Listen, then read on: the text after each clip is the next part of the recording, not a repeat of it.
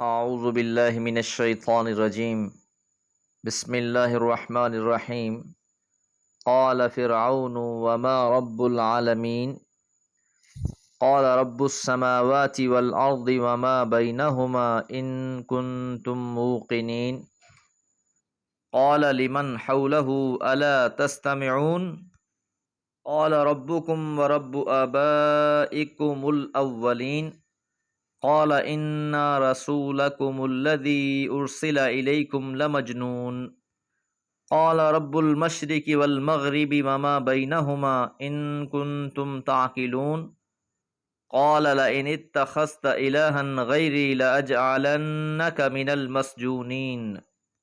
سورہ شعراء آیات 23 سے 29۔ آیت نمبر 22 میں ہم نے یہ بات جانی تھی کہ موسیٰ علیہ السلام نے فرعون سے کہا وَتِلْكَ نِعْمَةٌ تَمُنُّهَا عَلَيَّ، اور یہ جو احسان تو مجھ پر جتلا رہا ہے کہ بچپن میں تو نے مجھے پالا اور اپنے پاس کئی سال رکھا، جبکہ تو نے پورے بنی اسرائیل کو غلام بنا رکھا ہے۔ تو فرعون نے جب یہ بات سنی، قالا تو کہا، فرعون نے، وما رب العالمین، یہ رب العالمین کیا چیز ہے؟ تو یاد رہے کہ ہم نے آیت نمبر 16 میں یہ بات پڑھی تھی کہ جب اللہ تعالیٰ نے حضرت موسیٰ علیہ السلام اور ہارون علیہ السلام سے کہا تھا کہ تم دونوں جاؤ فرعون کی طرف اور اس سے کہنا کہ ہم رب العالمین کے رسول ہیں، تو فرعون نے اسی بات کا جواب مانگا کہ یہ رب العالمین کیا چیز ہوتی ہے۔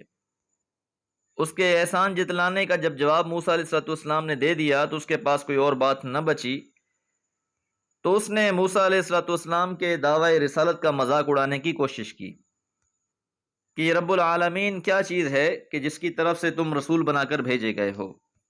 وہ تو طنز کر رہا تھا، مذاق اڑا رہا تھا، لیکن موسیٰ علیہ السلام نے اس کا جواب انتہائی مدلل طریقے سے دیا۔ قالا، آپ نے کہا، رب السماواتی، رب ہے آسمانوں کا، والارض، اور زمین کا، وما بینہما، اور جو اس کے درمیان ہے، کہ رب العالمین تو وہی ہے جو آسمانوں کا اور زمین کا اور جو کچھ اس کے درمیان ہے وہ سب کا رب ہے۔ وما بینہما سے چاند، سورج سب آ گئے۔ تو رب العالمین کا تعارف پیش کرنے کے بعد فرمایا ان کنتم موقنین، اگر تم یقین کرنے والے ہو۔ جب فرعون نے موسیٰ علیہ السلام کی یہ بات سنی، قالا تو کہا، لمن حولہ، جو اس کے آس پاس تھے۔ فرعون کا دربار لگا ہوا تھا، لوگ آس پاس موجود تھے۔ الا تستمعون، کیا تم سنتے نہیں؟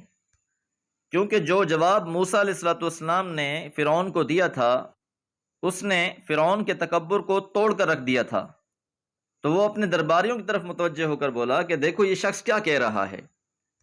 جب اس نے اتنی بات کہی، قالا، تو حضرت موسیٰ علیہ السلام نے فرمایا، ربکم، وہ تمہارا بھی رب ہے، ورب آبائکم، اور تمہارے آباء و اجداد کا بھی رب ہے، الاولین، پہلے والے۔ تو حضرت موسیٰ علیہ السلام نے فرعون کے غیظ و غضب کی کوئی پرواہ کیے بغیر دعوت کو اور آگے بڑھایا، کیونکہ عام طور پر بھٹکے ہوئے لوگ اپنے باپ دادا کے دین کی آڑ لیتے ہیں، تو موسیٰ علیہ السلام نے واضح کر دیا کہ وہ تمہارا بھی رب ہے اور جو تمہارے آباء و اجداد گزر چکے ہیں ان سب کا بھی وہی رب ہے۔ اس جملے میں ایک لطیف سی تلمیح بھی ہے کہ نہ تم ہدایت پر ہو اور نہ ہی تمہارے آباء و اجداد ہدایت پر تھے، بلکہ تمہارے آباء و اجداد نے ایک بے بنیاد دین بنا رکھا تھا جس کی اتباع تم بھی کر رہے ہو۔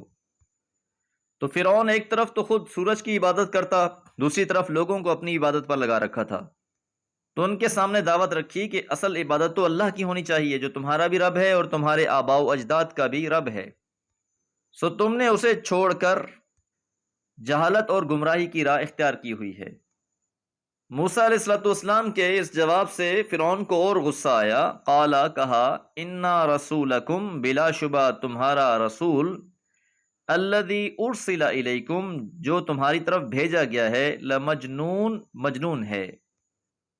کیونکہ اب موسیٰ علیہ السلام نے فرعون اور اس کے درباریوں کی اور اسی طرح اس کے آباء و اجداد کی گمراہی کو واضح کر دیا تھا، لہذا فرعون کا پارا بہت چڑھ گیا، غصے سے جھنجھلا کر اس نے نہایت تحقیر انداز میں یہ بات کہی کہ یہ جو تمہاری طرف رسول بنا کر بھیجا گیا ہے مجھے تو بالکل دیوانہ لگتا ہے۔ حضرت موسیٰ علیہ الصلوۃ والسلام نے اس بات کی بھی کوئی پرواہ نہ کی۔ قالا، آپ نے مزید فرمایا، رب المشرقی، وہ رب ہے مشرق کا بھی، والمغربی، اور مغرب کا بھی۔ تو حضرت موسیٰ علیہ الصلوۃ والسلام نے پہلا تعارف رب کا یہ کروایا تھا کہ جو رب ہے آسمانوں کا بھی، زمین کا بھی، اور جو اس کے درمیان ہے۔ دوسری بات یہ کہی کہ وہ تمہارا اور تمہارے آباء و اجداد کا بھی رب ہے۔ اور اب یہ تیسری بات کہ مشرق اور مغرب کا بھی وہی رب ہے، وما بینہما، اور جو ان کے درمیان میں ہے ان کا رب بھی اللہ تعالی ہے۔ ان کنتم تعقلون، اگر تم عقل رکھتے ہو۔ تو حضرت موسیٰ علیہ الصلوۃ والسلام نے فرعون کی بدتمیزی کا، جو اس نے یہ کہا کہ آپ مجنون ہیں، کوئی پرواہ کیے بغیر آپ نے دعوت کو مزید آگے بڑھایا اور اللہ کا مزید تعارف پیش کیا۔ یہ فرعون پر آخری ضرب تھی۔ وہ اپنے آپ کو سورج کا اوتار سمجھتا تھا، تو اس پر یہ بات بھی واضح کر دی گئی کہ سورج پر بھی تمہارا کوئی اختیار نہیں ہے، وہ بھی کسی کے حکم پہ چلنے والا ہے، اور اسی کے اختیار سے مشرق اور مغرب کا بھی تعین ہوتا ہے۔ اور آخر میں فرمایا کہ آپ لوگ اپنی عقل سے کام لوگے تو یہ بات ایسی واضح ہے کہ اس کو کسی کے سمجھنے میں کوئی دشواری پیش نہیں آئے گی۔ فرعون کے صبر کے سارے پیمانے لبریز ہو چکے تھے۔ قالا، کہا اس نے، لئن اتخذت، اگر تم نے بنا لیا، الہن، معبود، غیری، میرے سوا، کہ اگر تم نے میرے سوا کسی اور کو معبود بنا لیا، لأجعلنک، میں ضرور بضرور تمہیں کر دوں گا، من المسجونین، جیل والوں میں سے، کہ میں تمہیں قیدی بنا لوں گا۔ تو فرعون نے حضرت موسیٰ علیہ الصلوۃ والسلام کو یہ دھمکی دی کہ اگر تم نے میرے علاوہ کسی اور کی عبادت کی تو میں تمہیں جیل میں ڈال دوں گا۔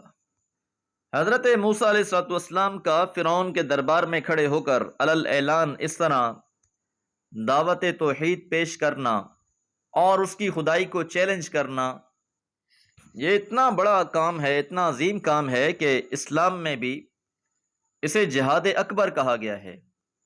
کلمۃ الحق عند سلطان الجائر، کہ حق بات کو ظالم سلطان کے سامنے پیش کرنا۔